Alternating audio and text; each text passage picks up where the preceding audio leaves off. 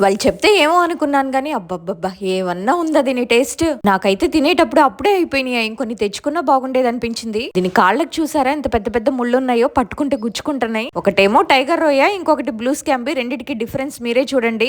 Separate గా ఏం వండుతాంలే అని చెప్పి ఈ రెండింటిని కలిపి రెస్టారెంట్ స్టైల్లో తవా ఫ్రై చేశాను. వాటి కాళ్ళని కొంచెం క్రష్ చేసుకుంటే అందులో ఉన్న మీట్ మనకి ఈజీగా ఉడుకుతుంది. ఉల్లిపాయలు, పచ్చిమిర్చి, అల్లం వెల్లుల్లి పేస్ట్, కొంచెం కరేపాకు, పసుపు, ఉప్పు, కారం, మసాలాలు మరీ ఎక్కువ వేయకండి, కొంచెమే వేయండి. ధనియా పౌడర్, గరం మసాలా, కొంచెం ఆయిల్, కొంచెం చింతపండు రసం. ఇప్పుడు వీటన్నిటిని బాగా పిసికేయాలి. ఆ తర్వాత కొంచెం వాటర్ పోసుకొని ముక్కలన్నీ వాటిలో వేసేసుకొని ఈ మసాలాలన్నీ ఆ రొయ్యకి పట్టేలా బాగా కలుపుకోవాలి. కింద పైన బాగా కలిపేయండి. పాన్ లో కొంచెం ఆయిల్ పోసి ఓన్లీ రొయ్యల వరకే ఇందులో వేసి వీటిలో వాటర్ మొత్తం పోయే వరకు టర్న్ చేసుకుంటూ మంచిగా గోల్డెన్ కలర్ వచ్చేంత వరకు ఫ్రై చేసుకోవాలి. ఆ తర్వాత మనం కలుపుకున్న మసాలాలన్నీ ఇందులో వేసుకొని నిదానంగా తిప్పుకుంటూ ఫ్రై చేసుకోవడమే.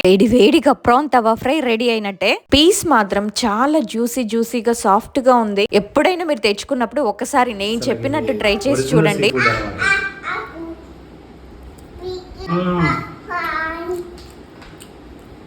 ఏమన్నా ఉందా టేస్ట్? బా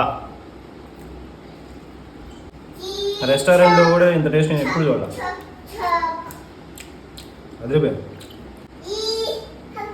సూపర్.